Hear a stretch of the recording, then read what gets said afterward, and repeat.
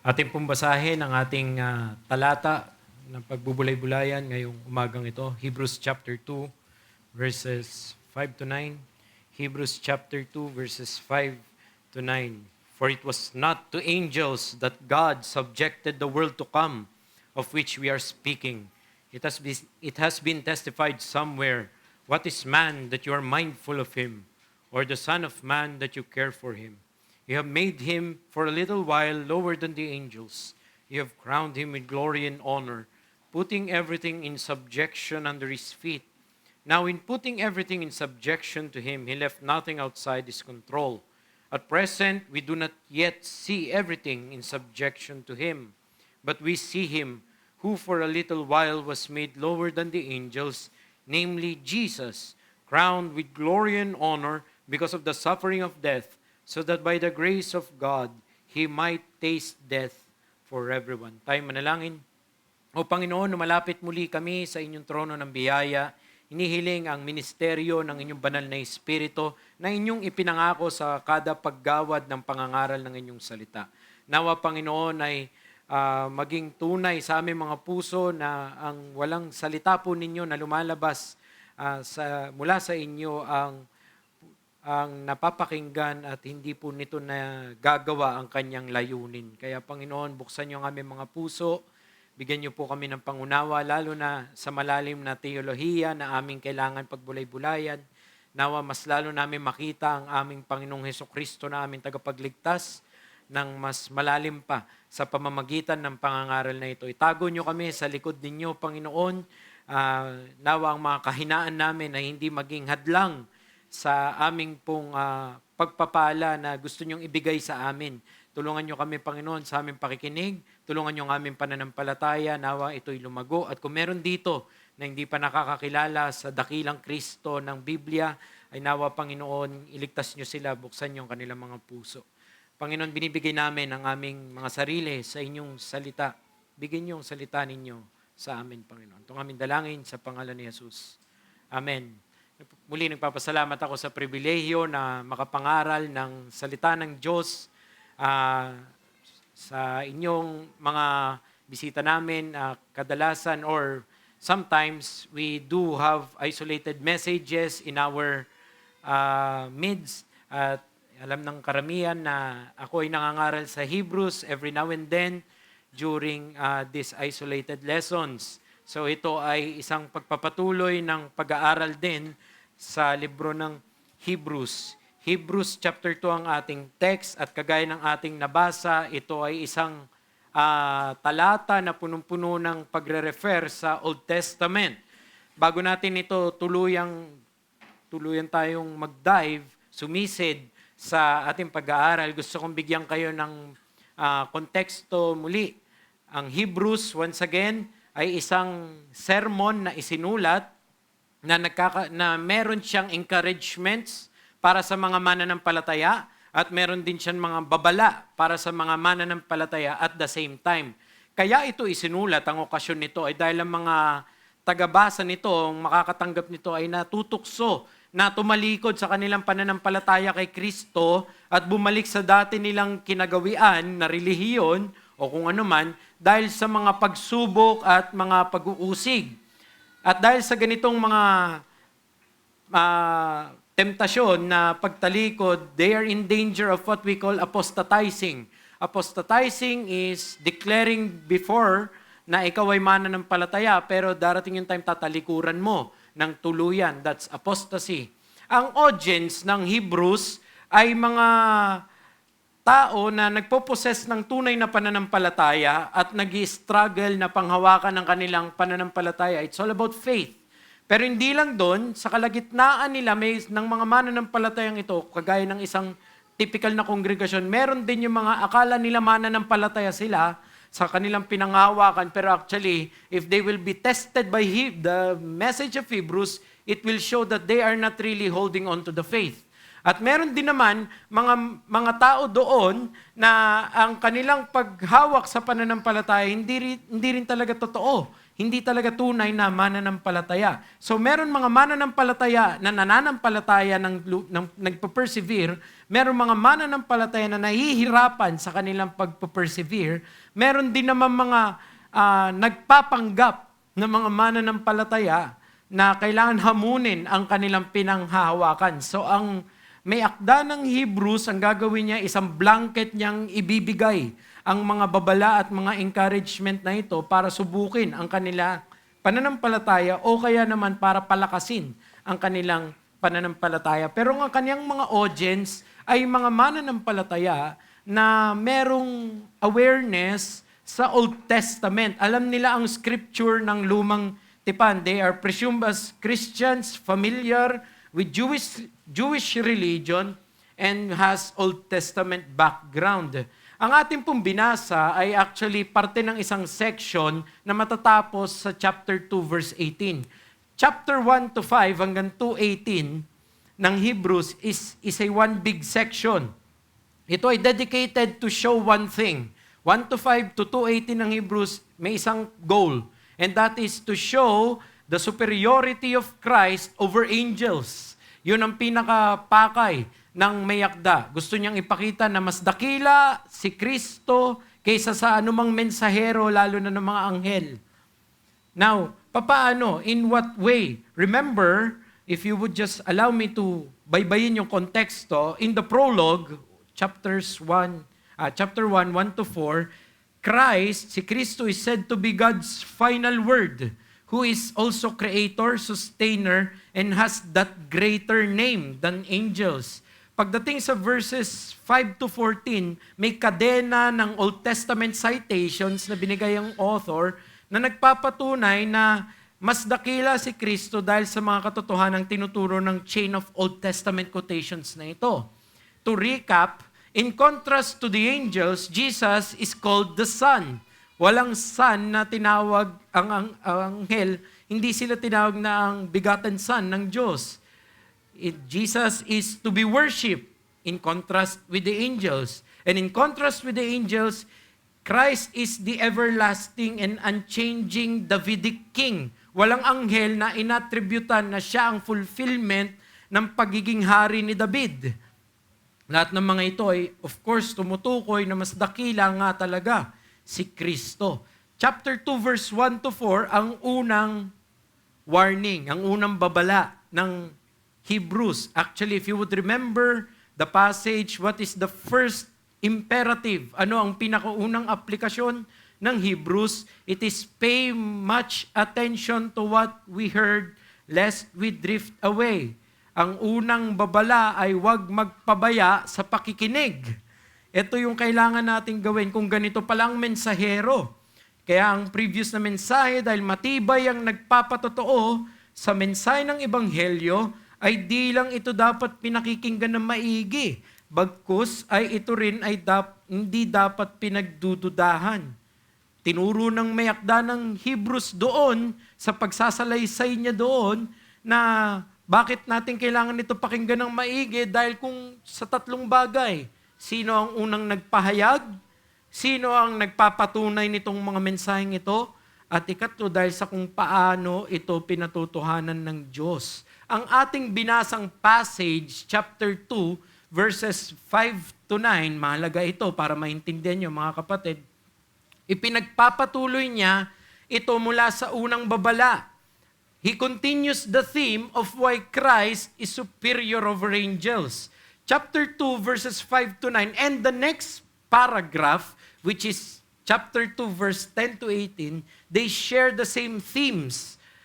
Angels, suffering, humanity, and substitutionary death. Makikita natin doon. The remainder of chapter 2, our passage, brings us another aspect of the Son's greatness. Again, drawing from the Old Testament, huhugutin niya mula sa katuruan ng lumang tipan na mas dakila si Kristo. But this time, kung gusto kong ito mapansin ninyo, ito mahalaga na to, very important.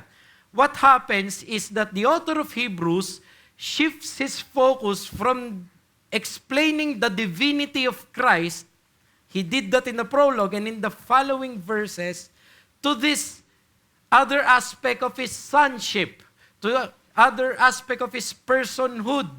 Anong ginawa niya dito?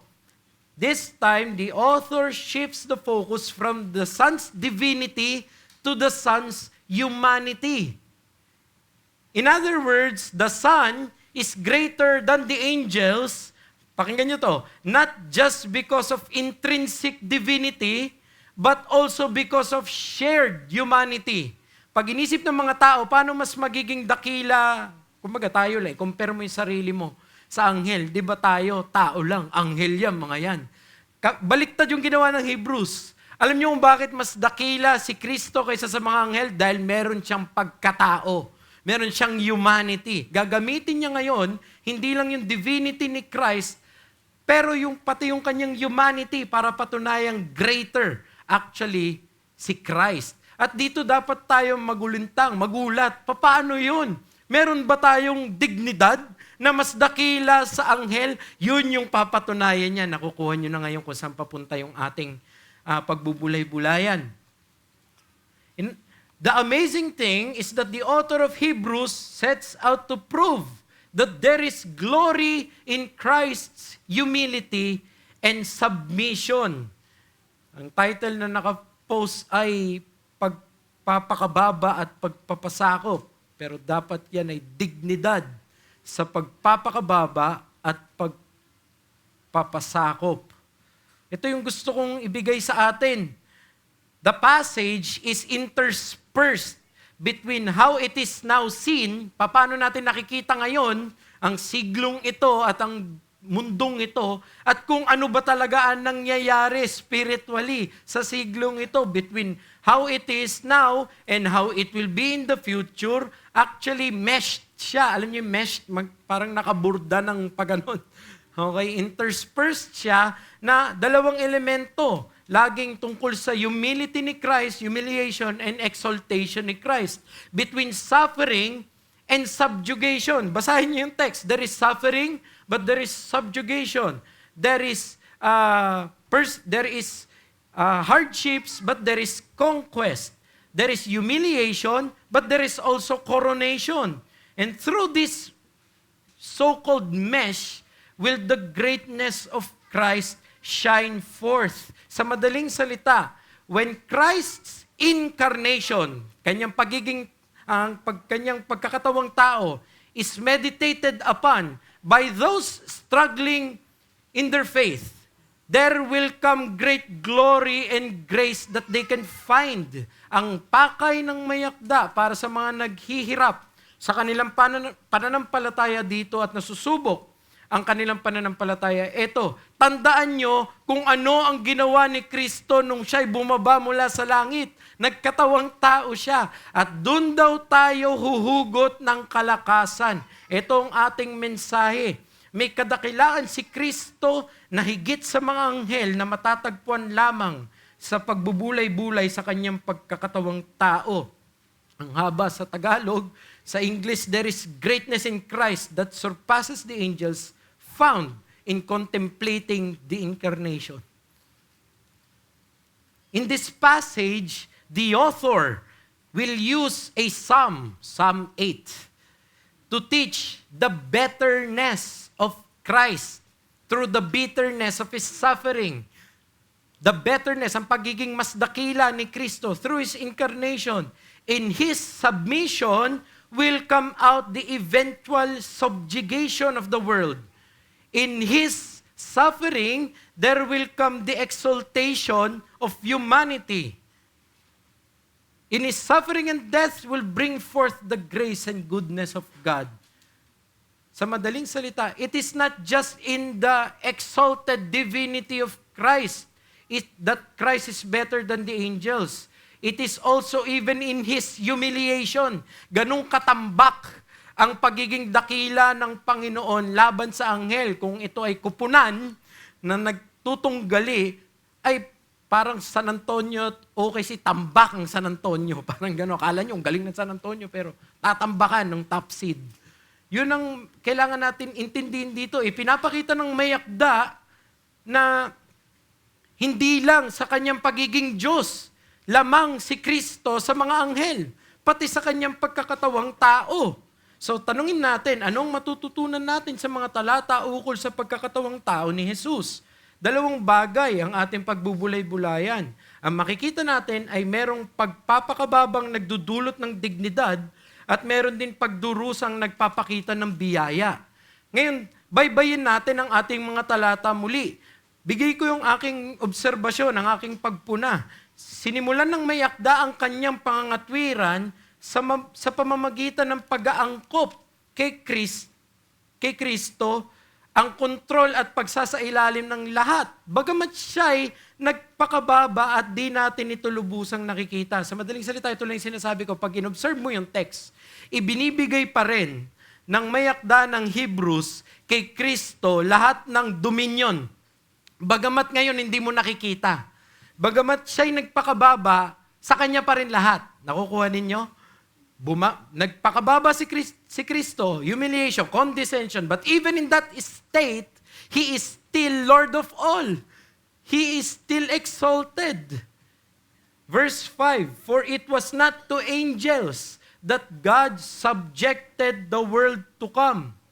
Anong sinasabi niya dyan? What is Christ's by divine right is the subjugation of the world.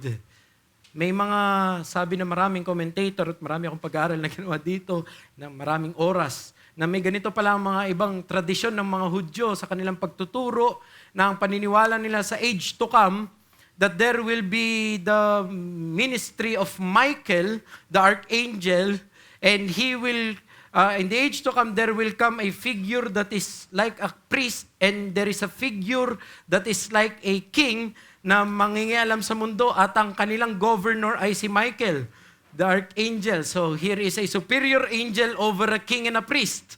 Binabaliktad dito ng may akda ng Hebrews. Kumbaga kung ito man ang kanyang implied na pakay, hindi natin alam talaga, pero pinapakita niya dito, no, it is not angels that will actually rule the end of the age. It is Christ that rules the end of the age. Sabi ng Hebrews chapter 1, we are already in the last days. In the last days, who has spoken is not an angel. It's God's Son Himself. At sinasabi niya dito sa ating talata na bagamat nagpakababa ang ating Messiah, si Kristo, ang pagsasailalim ng buong sansinukob ay sa Kanya pa rin. Verse 5 is, it was not to angels that God subjected the world to come. Pero parang may taliwas. Pag binasa mo, verse 8, sa second part ng verse 8, and at present, we do not yet see everything in subjection to Him.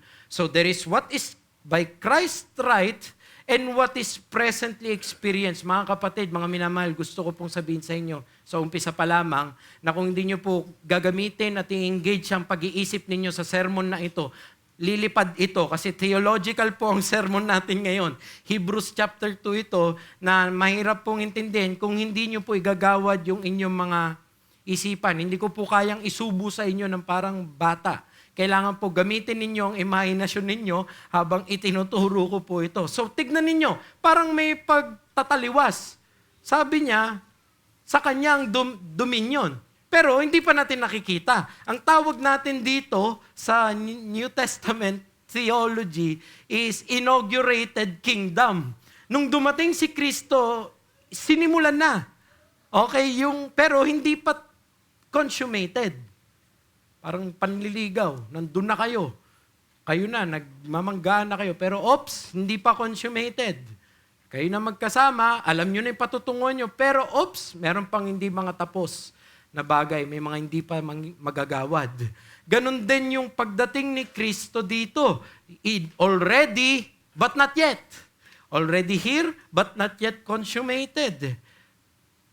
The author will then use some particular scripture that we should give due attention to. So, the author uses Psalm 8. Which is, Psalm 8 is a glorious psalm. Isa siyang pagpupuri na awit.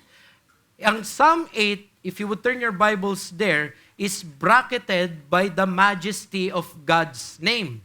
So itong Psalm 8 in its structure, may bracket siya. Majestic name of God, majestic name of God. Majestic name of Yahweh, majestic name of Yahweh. Yun ang kanyang open and close bracket. Okay? Sa gitna niya, magkakaroon ng juxtaposition. Ang ibig sabihin ng juxtaposition, paglalagay sa parehang lugar, kung may nakapatong na, ipinatong niya rin doon sa lugar na yon. Ang ipinatong niya ay mula sa majesty ng Diyos, ang pinatong niya ay insignificance of man. Okay, para mas madali, buksan niyo yung mga Bibles ninyo. Psalm 8, basahin natin. 9 verses lang naman ito. Psalm 8, O Lord, our Lord, how majestic is your name in all the earth. You have set your glory above the heavens. Out of the mouth of babies and infants you have established strength because of your foes, to steal the enemy and the avenger. When I look at your heavens, the work of your fingers, the moon and the stars which you have set in place. Verse 4. What is man that you are mindful of him? Or the son of man that you care for him?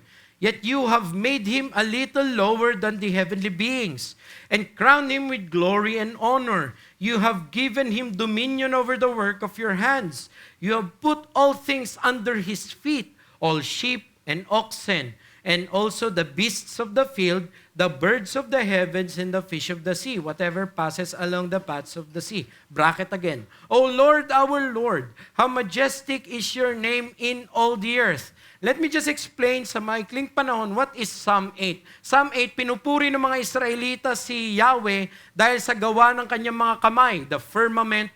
Tapos pag nakita nila lahat daw yon, yung kalangitan, mga bituin, kadakilaan ng sansinukob, ang may isip nila, ano ako bilang tao? So ang tinutukoy sa Psalm 8 na what is man? Tao. Or the son of man. Ano ang anak ng tao? Anong meron ng tao na bakit iniisip mo pa siya? Maluwalhati na ang pangalan mo sa mga iba mo pang nilikha. Pero binibigyan niya doon na in comparison, insignificant yung tao. Pero dahil sa iyo, Panginoon, binigay mo sa tao yung mandato. Nakikita ninyo kung ano yung creation mandate niya doon? To have dominion over the creation. Okay? So, lahat daw ng mga animals, lahat yan subject sa atin. Yun ang tinutukoy niya dito. Siyempre, sa panahon nila, this is their livelihood. Salamat, Panginoon, sa provision mo. Lahat ng aming mga tinatrabaho dito ay dahil pinahihintulutan mo. Hindi dahil dakila kaming mga tao, pero dahil sa binigay mong kadakilaan sa amin. Binigay mong estado sa amin. Pero in comparison to others, we are insignificant. So there is that element. Pagdating naman sa Hebrews, gagamitin niya ito. Pero may issue. Ang original intention sa Old Testament, eto na, kakaproblema na, buti na lang, covenant theology ang Sunday school natin. Okay. Yung original intention sa Old Testament, may isip ng mga shepherd at ng mga Israelita, oh, we are insignificant. What is man that you are mindful of him? May isip nilang kanilang mga sarili. Pagdating sa New Testament, magkakaiba. Gagamitin nyo ng mayakda para ituro na actually, yung man doon, hindi naman actually ikaw. What is the Son of Man that is made little lower than the angels? Nagkaroon ng interpretative issue to. Actually, yun tagal ng aking pag-aaral. Hati ang mga commentators kung ano ba yung identity. Who is the man here? There are two possible interpretations. Pakinggan nyo lang. One interpretation is anthropological. Ikalawa is Christological. The anthropological argues that man, in verses 6 to 8 and 6-8a, ng Hebrews chapter 2, is actually humanity in general. Actually, that's my view. By default, but that's my view. At only pagdating sa 8b, sa pangalawa na sinabi niyang ibinigay sa kanya lahat ng under his feet, tsaka na lang ito ni-refer kay Christ. So, anthropological view, 6 to 8a, humanity in general, 8b and following, Christ. The Christological view is different. The Christological view argues that man in the quotation is assumed to be Jesus throughout the text. At dito ako nagpalit ng, again, nagpalit ulit ako ng posisyon. Mas magandang pananaw ito. Alam niyo kung bakit? Kasi bagong tipan ito. Hindi pwedeng ipapangaral ko siya na yung Old Testament ang magiging superior. Kailangan yung interpreter ng Old Testament ang sundin ko. So, ito yung nangyari. Nagulo yung, nabawasan ako ng mga buhok dito. Nag-aaral ako. Pero, ang sinasabi pala niya dito, the most plausible argument is that of the Christological. The author of Hebrews applies the man of Psalm 8 to Christ. And there is a purpose. Bakit niya ginawa yon? In order to show that He is the true humanity. Siya ang tunay na tao na magbibigay sa atin ng katuparan ng mga mandato natin. Ang ganda actually ng tinuturo ng Hebrews chapter 2 kung gano'n mo siya titignan. Na si Kristo pala ang ultimately will have everything in subjection to Him, and in Him we will have dominion. So nakikita ninyo kung paanong paglatag ng Hebrews kung sino si Kristo. Di ba nung chapter 1, 1 to 4, hindi lang pala siya anak ng Diyos, siya rin ang agent ng creation. Tapos siya pa nagsusustain, siya pang agent ng providence. Di ba? Pagdating dito, pati pala sa mandato natin, creation mandate, we can only fulfill it in Christ. Our true humanity is found not in ourselves, but in Christ. Ang ganda ng kanyang itinuturo dito. So man, tignan nyo from insignificance in the Old Testament compared to creation of Yahweh, to man as gloriously crowned above all creation through the Son. This is the greatness of the new covenant na binibigay sa atin. Ito yung dito kayo nananampalataya kay Kristo na dahil sa Kanya, maigagawad mo ngayon ang pagiging tao mo. Maigagawad mo pala ngayon yung pinakamandato mo. Bakit mo siya tatalikuran? Bakit ang pananampalataya mo hihina kung ang buong pagkatao mo pala ay saklaw niya? Siya ang nagre-represent. Actually, kaya kahit na ngayon, kapag yung mathematics, magbabago. Ang mangyayari, imbis na ikaw, yes, little lower than the angels ka, but in Christ, there will come a day you're greater than the angels because of your union with Christ. Isn't that amazing? Hindi ba't ang ganda ng ginawa ni Kristo para sa atin, mga kapatid?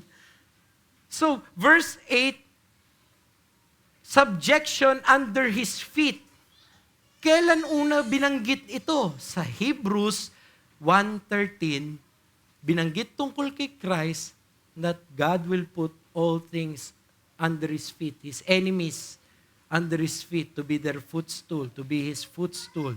Ang pinapakita pala dito is hindi yung insignificance ng man, pero the eventual victory and conquest done by Christ. So in other words, in Christ, assuming our humanity, the dignity of man finds its fulfillment and glory. Yun yung prinsipyo.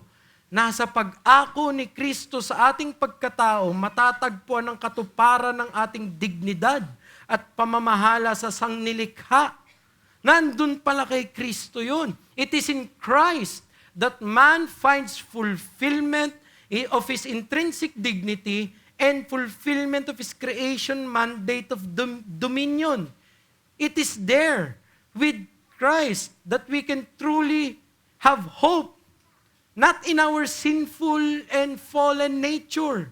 Just think of your own government right now. Do you have hope in your government when you meditate upon it? But it's supposed to govern us into righteousness. But here the writer of Hebrews says, no, don't forget, the real ruler is not the governing officials here. The real ruler is the Christ of all creation. The supreme Christ over all. It is there that we can truly appreciate our humanity. Doon natin makikita kung ano talagang pagkatao, pagiging tao, hindi sa ating mga sarili. Di ba nga, katagapangan natin, tao lang. At ang ibig sabihin ba nun, maluwalhati? Hindi, ang ibig sabihin nun, punong-puno ng pagkakamali, punong-puno ng kasamaan, may mga ginagawang hindi maganda. Yun ang pagiging tao. Pero kay Kristo, pag sinabi niyang naging tao, binigyan niya ng dignidad. Ibinalik niya yung original intention ng creation para sa tao. Kaya pala, yun pala dapat si Adan. Si Kristo ang tumupad. Si Kristo ang tumutupad at si Kristo ang tutupad sa panghuli. Yun ang kagandahan ng ating tagapagligtas. Notice that the author unapologetically applies the sum and joins Christ's humiliation with his exaltation. Napansin niyo, made little lower than the angels, but crowned with glory and honor. I don't care about your mathematics, but this is the reality. Yes, little lower than the angels for some sense, pero eventually, he is the one crowned with glory and honor. The mathematics of the Bible is our glorious humans is drawn out only through Christ. Nasa pag-ako ni Kristo sa ating humanity na dapat nating matagpuan ang ating dignidad. Di sa ating mga sarili lamang. Hindi ba't ito rin naman ang katuruan ng bagong tipan? Sa mga ilang beses na ginamit niya rin ang mga talata na ating, yung kinote na ating talata. I don't have time for us to scour all of the New Testament. Pero ito ang katuruan ng ating tagapagligtas na si Jesus. Do you remember the Lord's Prayer? When I say the Lord's Prayer, the real Lord's Prayer of John 17, ang sabi ng John 17, sabi ni Kristo, verse 22 and 24, the glory that you have given me, I have given to them, that they may be one, even as we are one. Father, I desire that they also, whom you have given me, may be with me where I am, to see my glory that you have given me because you loved me before the foundation of the world. In other words, Christ is saying, yung kaluwalhatian na sa akin, ibinigay ko sa kanila. Alam mo kung saan mo makukuha ang pagluluwalhati? Wala sa anumang gagawin mo. Wala sa anumang katagumpayan mo. Alam mo kung saan makukuha ang kaluwalhatian mo? Kay Kristo. Tanging kay Kristo lamang. Pagdating ng dulo ng mga dulo ng araw, the last day of the last days, ang nakatanghal sa entablado ay hindi tayo. Walang isang tao man lang ang nakatanghal sa entablado na luluwalatin at every knee shall bow and every tongue will confess that you are Lord. No, that Jesus Christ is Lord. Whether you believe on Him or not, you will acknowledge Christ. Siya lang ang maitatanghal. Nasa Kanya lahat ng dignidad, siya lang. Si Paul, ito rin ang sinasabi, Philippians 3:20-21, but our citizenship is in heaven, and from it we await a Savior, the Lord Jesus Christ, who will transform our lowly body to be like His glorious body by the power that enables Him to subject all things to Himself. There is that subjugation once again, mga minamahal. The culmination is Colossians 3:4. Pagdating ng dulo daw, when Christ, who is your life, appears, then you also will appear with Him in glory. Nasa pagdating at sa pagpapakita muli, paglalahad muli kay Kristo, na nakatali ang ating kaluwalhatian. So from beginning to end, our dignity has always been tied to Christ's union with us. Aplikasyon. Kung gano'n naman pala ang katotohanan, huwag hayaan na hugutin ang dignidad ng iyong pagkatao sa anumang bagay maliban na lang sa napagtagumpayan ni Kristo. Huwag mong hahayaan na linlangin ka ng puso mo, kapatid, na pag tinignan mo ang sarili mo, ito ako, proud, dito ako. Alam mo yon? This is my identity. Parang ganon. Be like Paul. I determined nothing among you except Jesus Christ and Him crucified. There is nothing in us worthy of glory in itself, except for what Christ has redeemed. And if Christ has redeemed your body, and if Christ has redeemed your soul, then it is only in Christ that there will be glory. You know, ano ang antonym ng glory sa Bible? Alam niyo kung anong baliktad ng glorification? Hindi naman dishonor, parang gano'n. Alam niyo, kabaliktaran ng glorification, damnation. Ang pagkakaiba nun ay you're cursed for eternity in punishment except in Christ. That's it. Mali ang maraming pananaw ng mga tao ngayon na hinahango ang kanilang pagiging tao. Ang dignidad nila ay nasa kanilang ginagawa para sa kanilang sarili. Ako'y miyembro ng SSS at max pay, max yung aking pag-contribute. Hindi nila ako pwedeng ganyan. Alam mo, pinagmamalaki mo SSS. O palitan nyo. Naigawad ko to, naitayo ko to, nakatindig ang buong Binondo dahil sa pagiging arkitekto ko. Whatever. Those are meaningless. There is no dignity in that. The only dignity we are allowed to share is the dignity of what Christ has done for us. So, anong implikasyon nito? Tratratuhin mo ngayon ang kapatid mo, hindi dahil sa kanyang estado sa lipunan. Tratratuhin mo ngayon ng pagmamahal ang kapatid mo, hindi dahil sa kanyang ikinocontribute sa'yo. Tratratuhin mo ang pagkatao niya dahil ito ay tinubos ni Kristo. Mamahalin ko to, hindi dahil mabait siya o kabaliktaran, matigas ang ulo niya, ang kulit niya, pangit siya, gwapo siya, whatever. You will love your brethren because of what Christ has done for him. You will draw the dignity of every humanity because of the potentiality that Christ can save this guy. Kaya wala ka dapat babastusin sa social media dahil baka iligtas siya ng Panginoon. At magiging kapiling mo siya at kasama mo siya. Mag-ingat tayo na mahatak tayo ng mundo na ang ating karangalan, our honor, is in our own achievements. Ang tunay nating karangalan ay wala sa ating mga sarili, kundi na kay Kristo na siyang tunay na tao. You may pride yourself as one of the brightest. Ano yung brightest? Talino. One of the most gifted. One of the most successful. But it doesn't matter if you do not have Christ. And if you do have Christ, then you're even not allowed more to be proud on that. Let this mind be in you, which was also in Christ Jesus, that though he was in the form of God, did not count himself equal with God, but took upon him the form of a servant. And being found in fashion as a man, he humbled himself. In Christianity, there is that dignity, but in humility. Nandun tayo. Huwag sa pagmamataas. Ano o saan mo hinahango ang dignidad ng iyong buhay? Sa iyong mga na-produce na mga anak? Sa iyong na-produce na mga proyekto?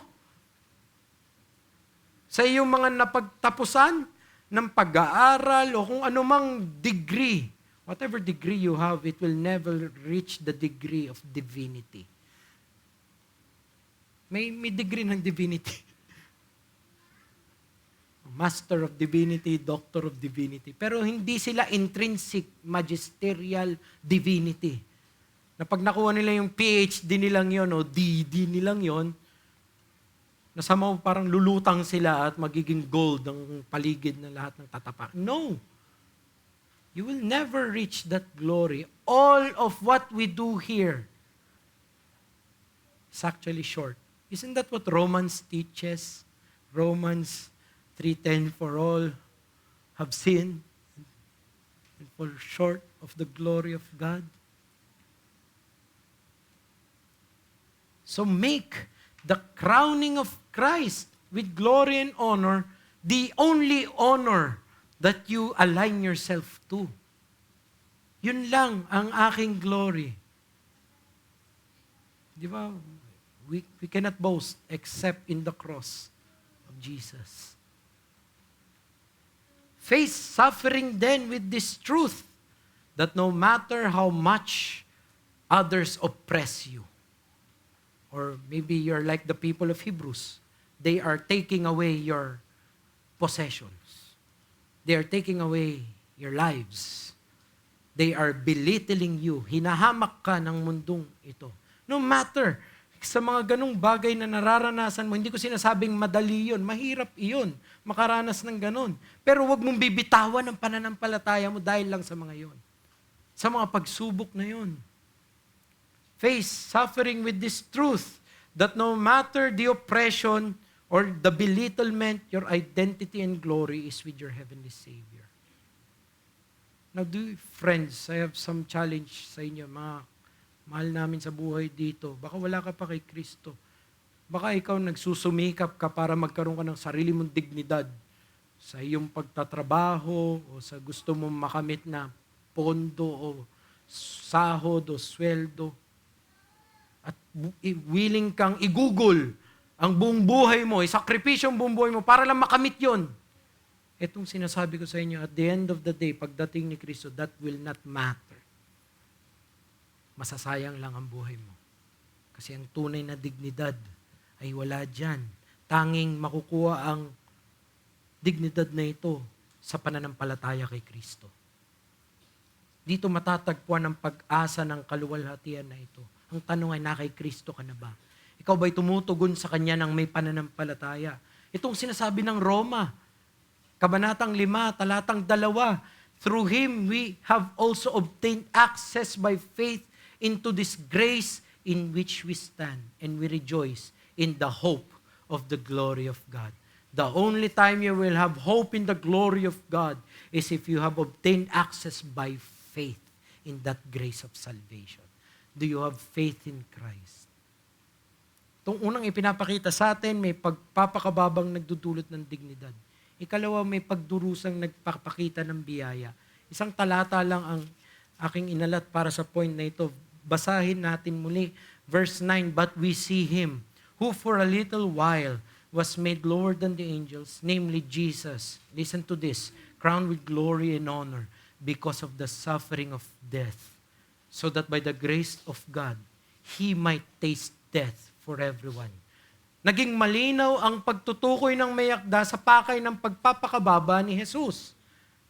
Bagamat siya ay maluwalhati at marangal, sa kanyang kamatayan pa rin uusbong ang biyaya. Ito pala yung pakay ng pagpapakababa ni Kristo. The purpose of the incarnation is to glorify God, to glorify humanity again, pero wag nating mamiss itong bagay na ito.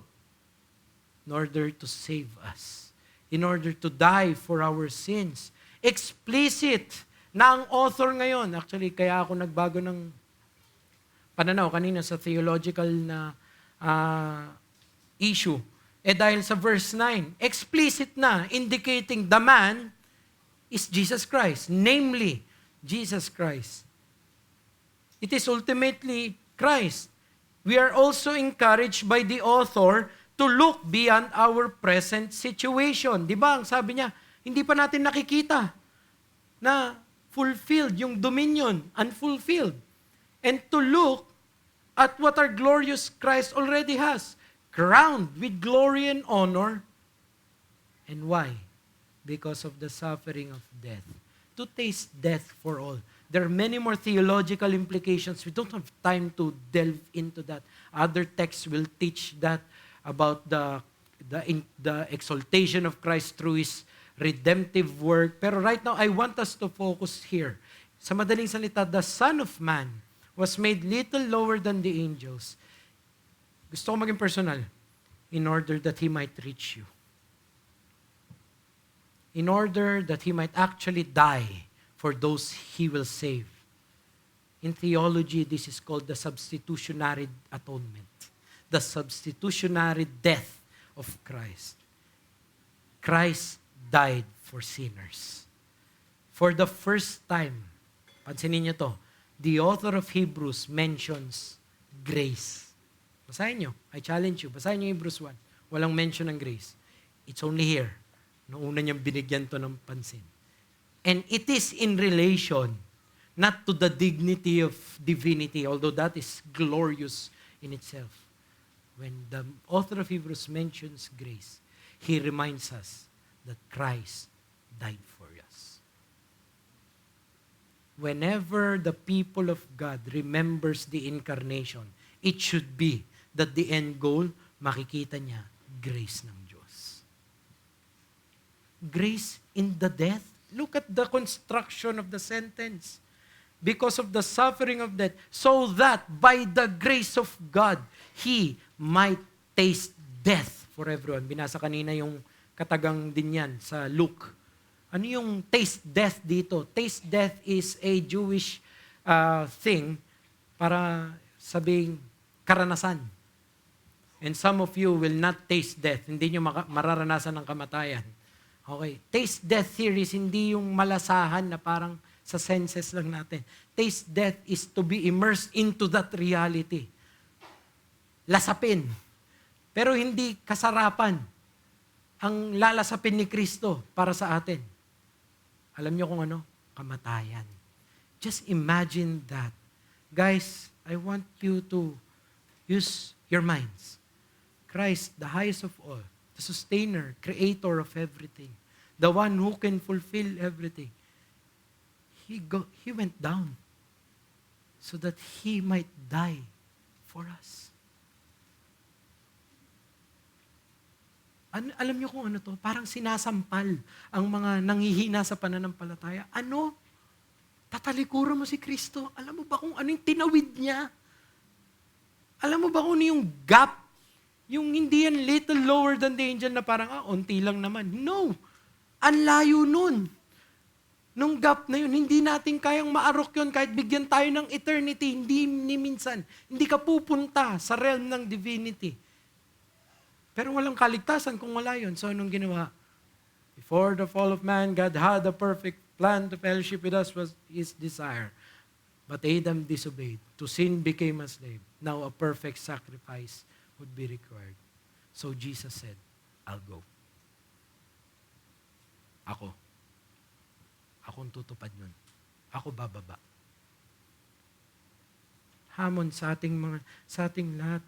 Sa bawat pagsasaalang-alang sa kamatayan ni Jesus ay dapat may pagpapahalaga sa kanyang biyaya.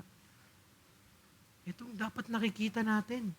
1 Peter 2:24, He Himself bore our sins in His body on the tree, that we might die to sin and live to righteousness. By His wounds you have been healed. It is through the wounds of the Son that you have life. How dare you walk away from it? Now you don't want to grow in it. Gusto mo pa siyang talikuran. Bakit? Kung mga sinasabi ng mayakda ng Hebrews, anong ginagawa mo? Bakit ka napanghihinaan? Si Kristo na yung lumapit. Siya na yung tumawid. Siya yung nag-alok. Siya yung namatay. Siya yung nagtagumpay para sa'yo. And what you need to do is keep holding on. And then you will let go. O tignan natin ang ating mga sarili.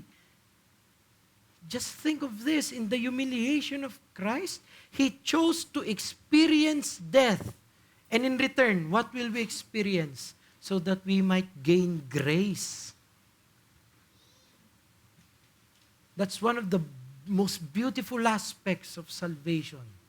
There is this exchange. Kinuha niya yung mga kasalanan mo at binigay niya yung kanyang buhay. Yung katuwiran niya, binigay niya sa'yo. Kung aalalahanin mo yun, tatalikod ka ba dapat? Manghihina ba dapat ang pananampalataya mo? Hindi ba dapat lalakas lalo?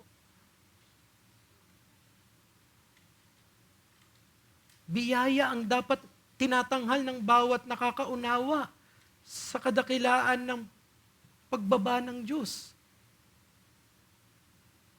Wala dapat sa atin ang manghahamak ng sino mang alagad na ginuglory ang pagpapakababa ni Jesus sapagkat dito nanggagaling ang ating kaligtasan. Tanong, when you remember the sufferings of Christ, do you still marvel at His grace for your life? Sa ating mga kaibigan, ito yung biyaya ng Diyos na kailangan dumating sa iyo. Ito yung magbibigay ng salvation sa atin. Yung biyaya ng ginawa ni Kristo, kanyang pagkamatay. Hindi ang pagkamatay mo ang magdadala sa iyo sa langit. Pagkamatay ni Kristo. Yung buhay niya ang magiging buhay mo. Nasa iyo ba ito? Sa pananampalataya lang nakakamit ito. Sa ating mga alagad, mamaya, meron tayong lamesa ng Lord's Supper dito. Dapat lang tayong makilahok. Dapat gustuhin natin makasama tayo doon. Dapat lang natin itong iginagawad sapagkat tinatangkilik natin dito ang biyaya ni Jesus sa kanyang kamatayan. So when you are invited in that, marvel at the grace. Lord, iba, nararanasan, natitikman namin simbolo na masarap. Pero ni minsan ikaw, Panginoon, walang kasarapan na natanggap nung ikaw ang naggagawad nito. Nung yung katawan mo mismo ang napupunit para bayaran ang aming mga kasalanan. Mga kapatid, remember the greatness of what our crowned prince has done. He chose to die so that we might live. And what is that except grace? More so, dapat natin siyang sinasamba. Awitin natin yun. Crown Him with many crowns. Sabi ng isang talata, crown Him the Son of God before the worlds began. And ye who tread where He had trod, crown Him the Son of Man, who every grief had known, that wrings the human breast, and takes and bears them for His own, that all in Him may rest. As you glorify Christ, remember what He has done for you. Conclusion, dinadakila dapat natin si Kristo di lang dahil sa kanyang pagkakatawang tao, bagkus ay lalo na dahil inako niya ang kamatayan para sa atin. Tayo manalangin. Panginoon, salamat po sa kadakilaan ng ginawang pag-ako ni Kristo, hindi lang sa aming pagiging tao, pero maging sa aming mga kasalanan.